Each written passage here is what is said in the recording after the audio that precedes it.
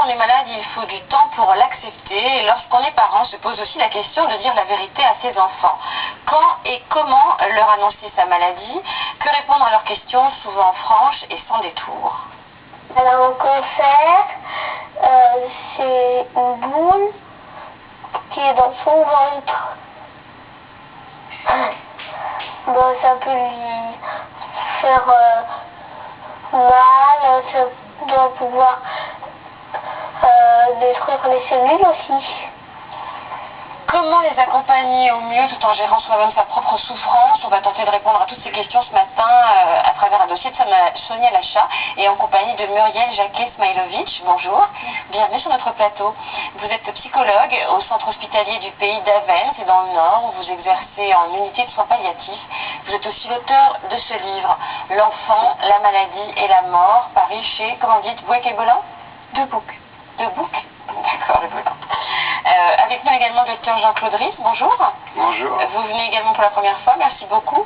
Vous êtes pédiatre, mais aussi l'auteur de ce livre, L'enfant et le langage, paru chez Odile Jacob, dans lequel vous expliquez entre autres comment mieux communiquer avec les enfants qui parfois ont un langage propre à leur âge d'ailleurs aussi. C'est ce qu'on va voir avec vous. Oui. Avec nous deux mamans ce matin, la première s'appelle Véronique. Bonjour Véronique. Bonjour Karine. Merci mille fois d'avoir répondu à notre appel à témoins. Merci. Vous avez 44 ans. Oui. Vous êtes mariée à Didier, avec qui vous avez 3 enfants.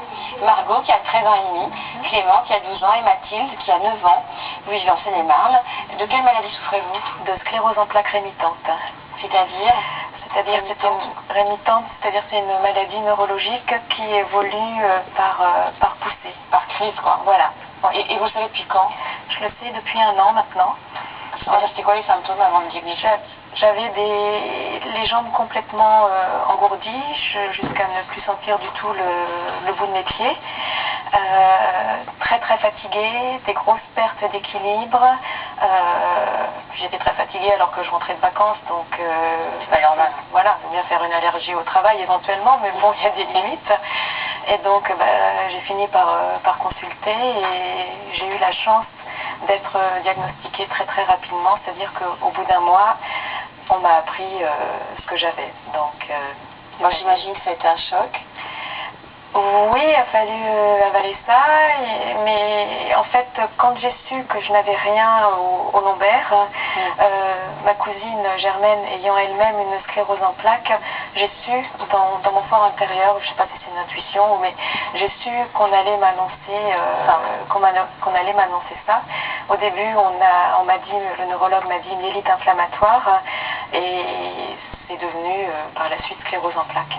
Et vous l'avez annoncé quand aux enfants? Par rapport au diagnostic? Je l'ai annoncé, j'ai dû être hospitalisée très rapidement à un diagnostic pour avoir des perfusions de cortisone à très haute dose.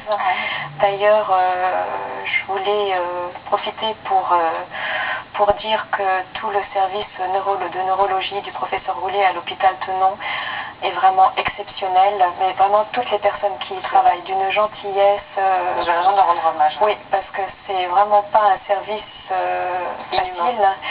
Ils ne sont pas inhumains justement, d'autant plus voilà, ils sont vraiment très très humains et donc bref, quand j'étais hospitalisée, j'ai dit à Didier, mon mari, il faudrait que les enfants viennent me voir, s'ils veulent venir, qu'ils viennent me voir, qu'ils voient en fait comment je suis, et comme ça je pense qu'ils poseront leurs questions. Vous attendiez leurs questions? Oui, en fait ils savaient que maman était malade, mais c'est un petit peu difficile parce qu'à l'époque Mathilde avait 8 ans, Clément 11 ans, Margot 12 ans. Ils voyaient bien que je marchais pas correctement, que des fois je me cassais la figure.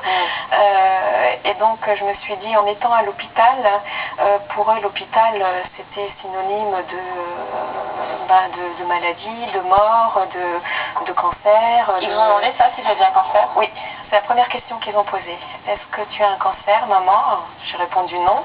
Est-ce que c'est grave ta maladie? Donc j'ai répondu oui. Et comment elle s'appelle? Donc j'ai dit le nom et je leur ai dit c'est un nom qui est un petit peu compliqué, mais si vous voulez on peut dire CEP parce que c'est vrai que c'est le diminutif pour la sclérose en plaques.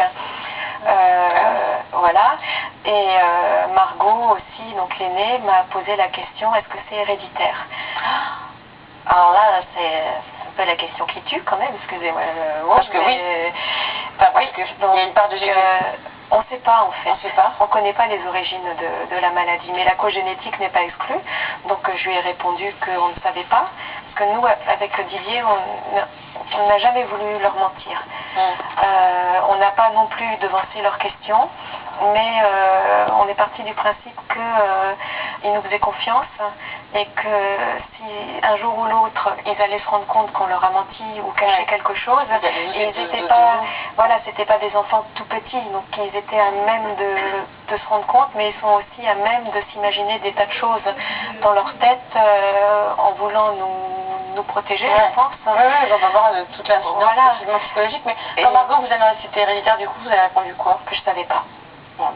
J'ai dit que je ne savais pas, que ça pouvait être héréditaire, que pour l'instant il y avait beaucoup de recherches qui étaient faites contre cette maladie, mais que c'était clair que il y avait certains vaccins que je ne leur ferais pas faire, parce qu'il y a certains vaccins qui peuvent déclencher une poussée, parce que la maladie en fait on l'a quand on est. Bon, tout le monde n'a pas cette maladie, mais il y a des vaccins du style contre l'hépatite B. Non, ça n'a pas été prouvé.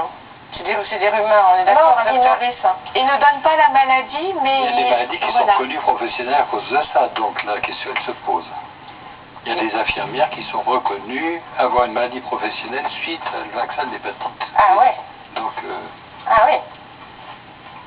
Donc c'est pour ça que j'étais... Alors elle m'a répondu, mais nous, on ne sait pas quel vaccin on peut avoir. De toute façon, jusqu'à présent, je suis encore là.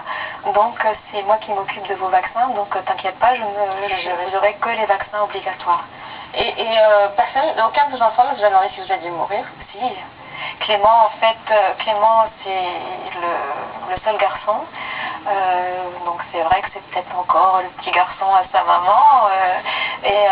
Malheureusement, cette année, hormis l'annonce de ma maladie, il y a la maman de mon mari avec qui on était très proches, et surtout nos enfants, qui est décédée très subitement du jour au lendemain.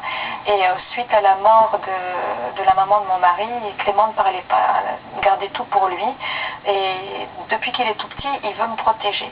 Alors déjà, je lui ai expliqué, comme à Margot et à Mathilde, que c'était le rôle des parents de protéger les enfants et pas le rôle des enfants de protéger les parents. Et donc on l'a amené voir un psychologue qu'on connaît bien.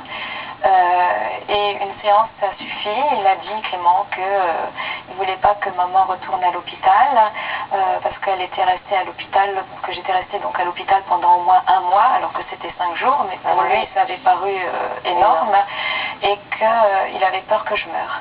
Et ça l'a libéré. Ça l'a libéré. Après, il a pu nous parler. Ils en parlent, je sais aussi entre eux. Ils en parlent avec Didier, avec nous. Il n'y a pas de sujet tabou. Et enfin, il a réussi à crever l'abcès, en fait, et en parler librement. Bon, merci Véronique.